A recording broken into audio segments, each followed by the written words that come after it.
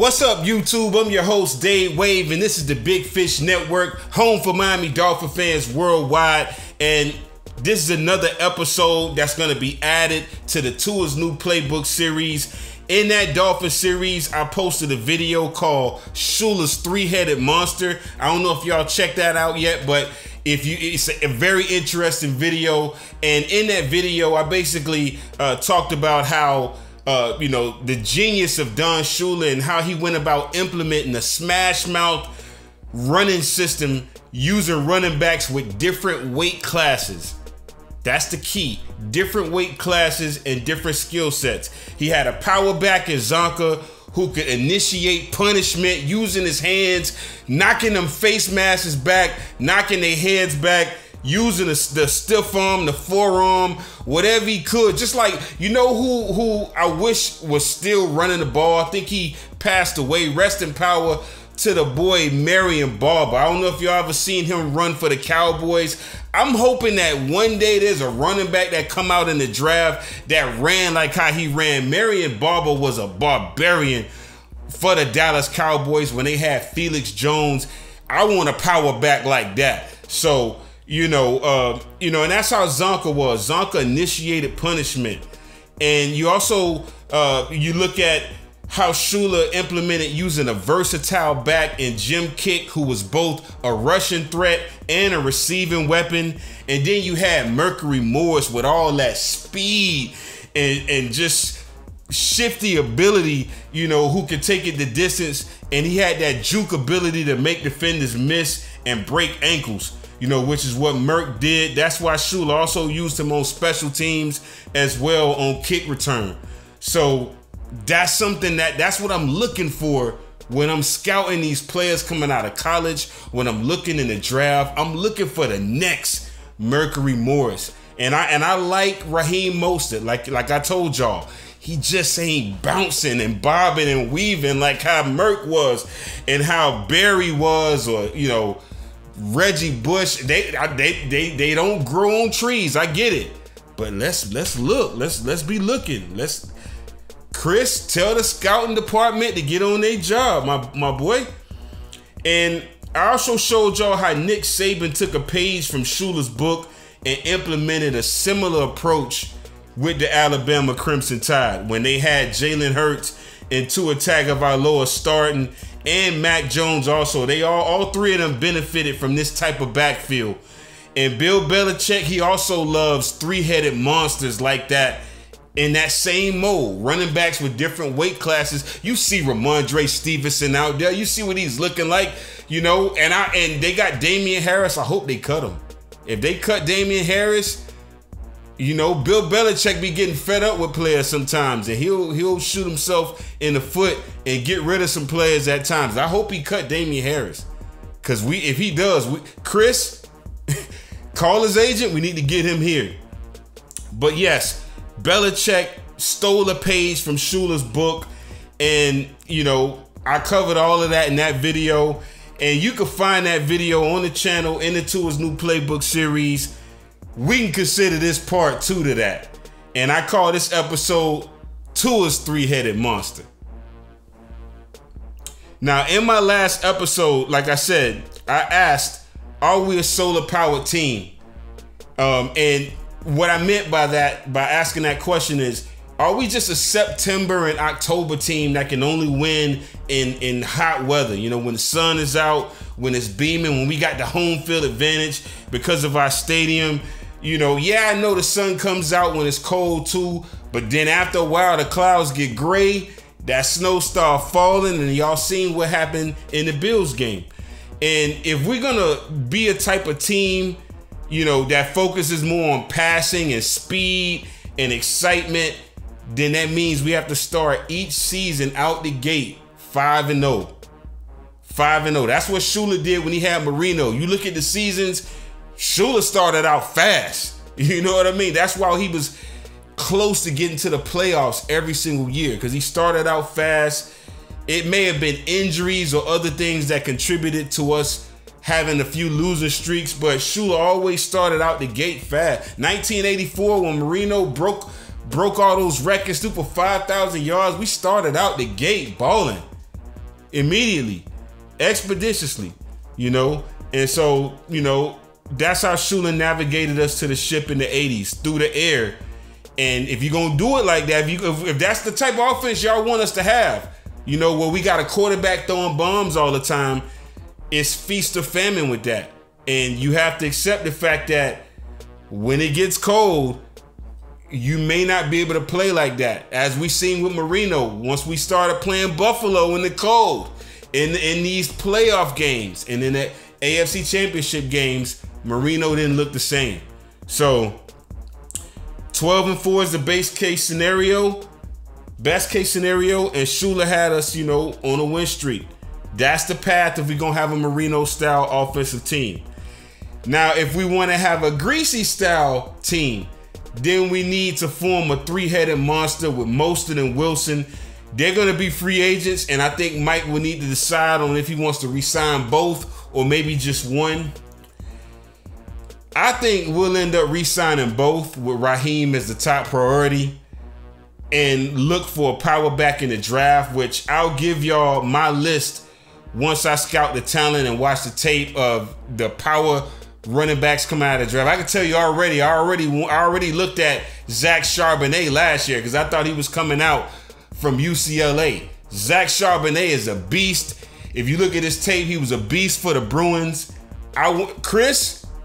Zach Charbonnet, remember that name, dog.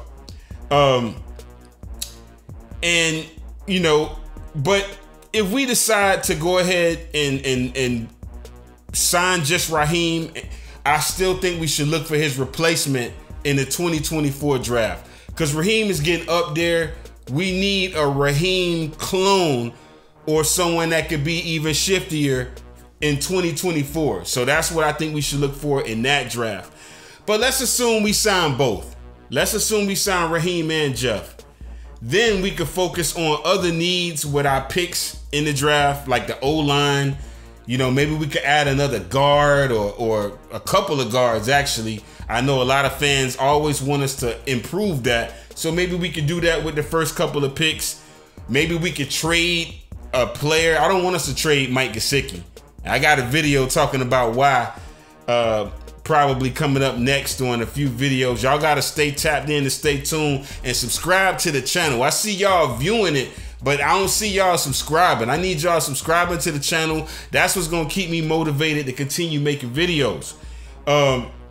But yeah, we could use those picks for other needs. Defensive tackle. I'm going to talk about all of the needs that I think that we have right now in another video. Now, after watching Jeff, I think that he could be better suited as the gym kick role, the versatile back, which means Mike would need to incorporate him more in the passing game next year, well, this year, I should say, so that, you know, he can play that role. And then we could sign a legit power back who's more imposing. Because like I said, Jeff, he does run with power. He's just not taking it to the house. And he's stumbling and falling. He don't have a balance, in my opinion. So here's my list of top 5 running backs that I think Mike McDaniel should consider in the offseason. Number 1 on my list, running back Leonard Fournette. Y'all know I love me some Leonard Fournette. 6 foot, 228 pounds, still only 27 years old. I think he got another good 3 years of punishment that he could deliver to these linebackers in the league. Drafted by Jacksonville in 2017 as a 4th overall pick in the 1st round. And let's look at his strengths. I mean, one of the underrated things about Leonard Fournette as a heavy back is he's a good receiver. He's a good receiver on screens, on flares, angle routes. You could even line him up in motion, and I think he could handle that. You know, he has the ideal build for a power runner, has moves in the open field to dodge predators, and he could break off long touchdown runs in different ways also. He's got the vision and the cutting ability to get around you and finish runs like a G, and he got the straight line speed also to pull away and go the distance, but he also got the full gamut of power moves. He can use the stiff arm on you, the punch, whatever he got to do to run you over, that's what he gonna do if you in the way. And like I said, he just got the full gamut. Now, the scouting report on him out of college said that his weaknesses was durability and weight concerns. So far, we haven't seen that. And you look at how other parts of his game is translated to the NFL, like blocking. You know, there's a reason why Tom Brady, was clamoring to have him as the starting running back, because Tom Brady is used to having a power back behind him. Tom Brady's best years is when he got a power back, when he had Lawrence Maroney, when he had LeGarrette Blount, Antoine Smith, big backs. That's what he wants for protection. And it's a method to the madness. If y'all remember back the Saxonville years when he played for the Jaguars, he was the alpha on that team. Tom Coughlin built them to be a team that, that's stout, stingy defense, and they got a power running game. And they rode that philosophy all the way to the AFC Championship game against the Patriots, where they almost won. Number 2 on my list, running back David Montgomery from the Chicago Bears. 25 years old, 5'11", 225 pounds, drafted in the 3rd round of the 2019 draft. We could use him just like how we used Sammy Smith.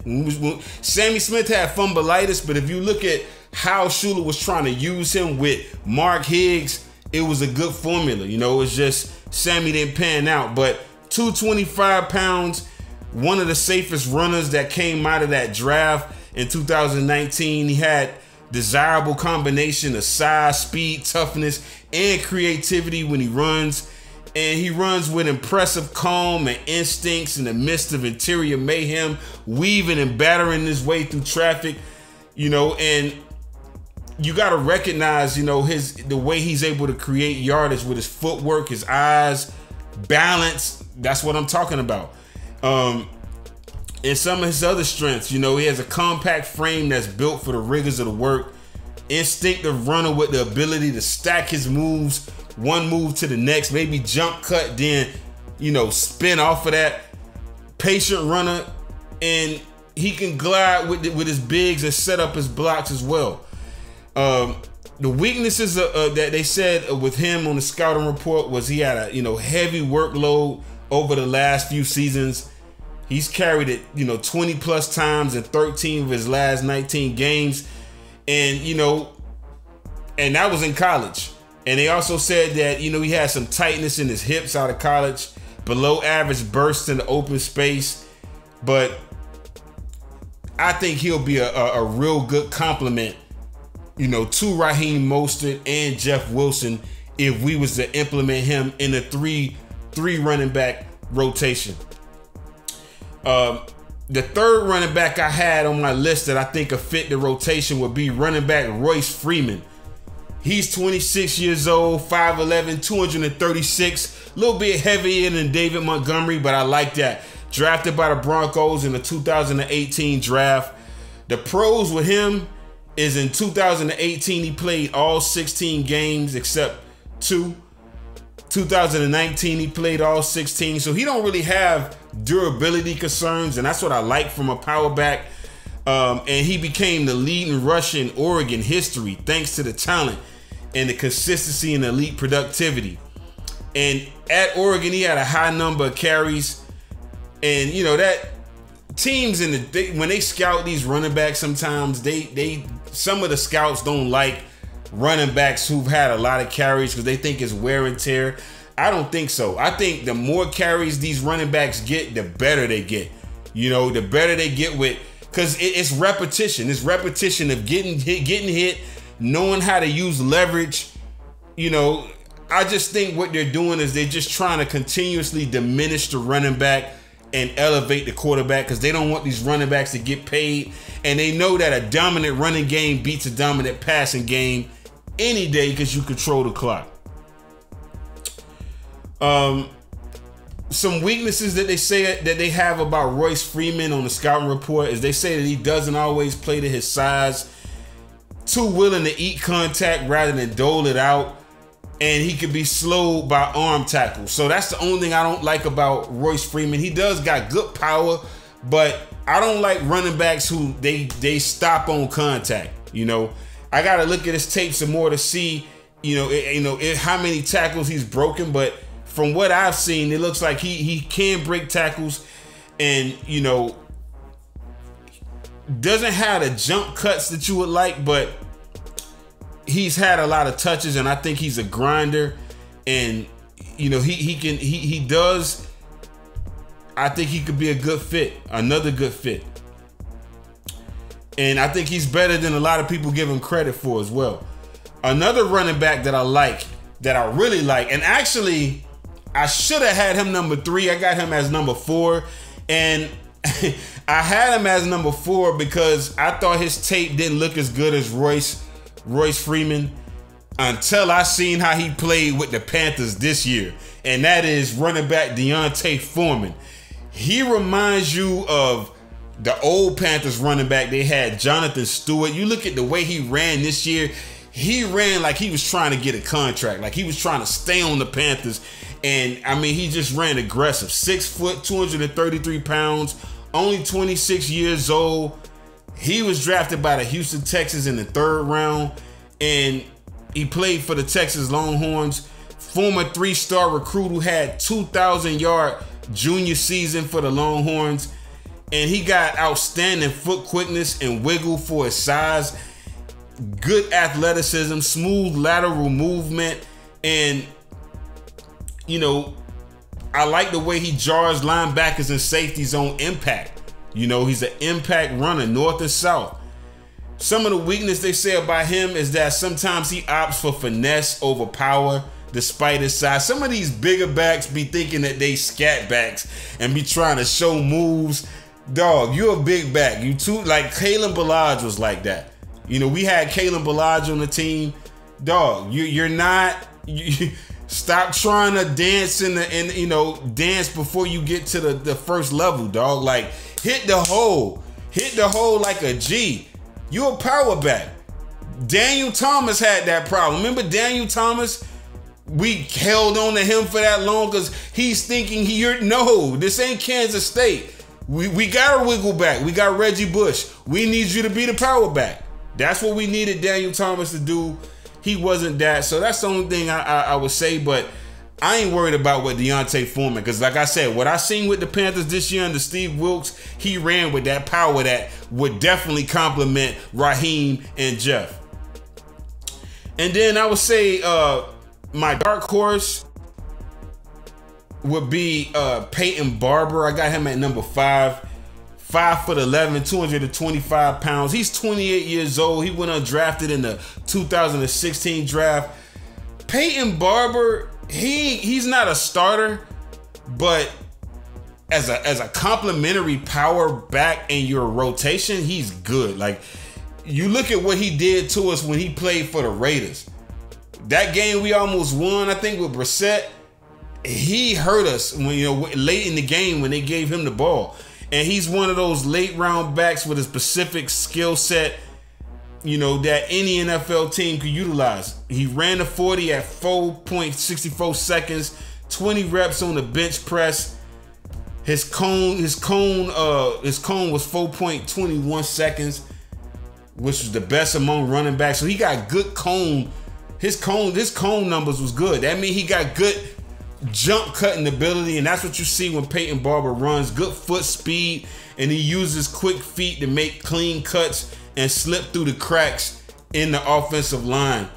And he's a pretty physical runner. He got some pop. He can handle the workhorse shared carries, and he's another north to south runner. The only weaknesses with him is he don't have great burst, and oftentimes he could be brought down at the line of scrimmage for negative gains at times, but I still think he has good strength and physicality. So